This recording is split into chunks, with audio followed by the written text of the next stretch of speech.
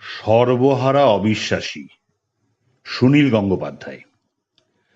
আমার ঘনিষ্ঠ বন্ধুর স্ত্রী বেশ সেজেগুজে এসেছে, কিন্তু আমাদের সঙ্গে খেতে বসবে না।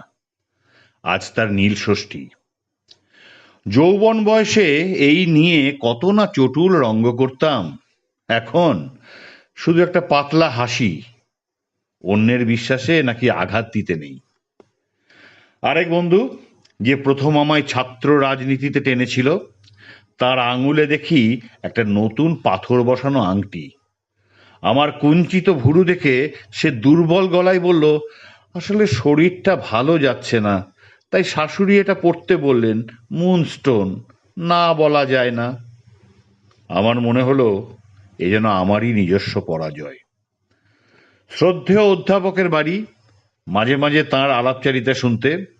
এখনো কত কিছু শেখার আছে। আজই প্রথম দেখলাম তার দরজার পেছন দিকে গণেশের মূর্তি আটকানো। প্রশ্ন করিনি, তিনি নিজেই জানালেন দক্ষিণ ভারত থেকে ছেলে এনেছে। কি দারুণ কাজ না?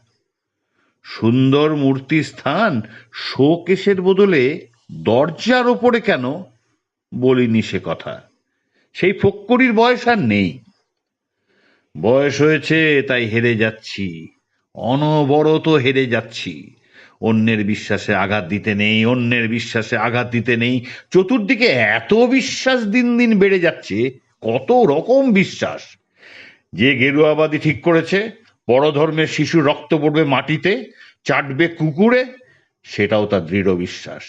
ধর্মের যে ধ্বজাধারী মনে করে মেয়েরা গান গাইলে গলার নলি কেটে দেওয়া হবে, টেনিস খেলতে চাইলেও পড়তে হবে বোরখা, সেটাও তার দৃঢ় বিশ্বাস।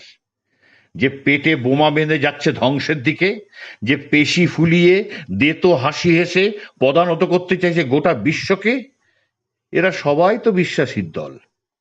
সবাই বিশ্বাসী বিশ্বাসী বিশ্বাসী। একবার ভাঙা গলায় বলতে ইচ্ছে করে, অবিশ্বাসীর দল জাগো, দুনিয়ার সর্বহারা অবিশ্বাসীরা এক হও।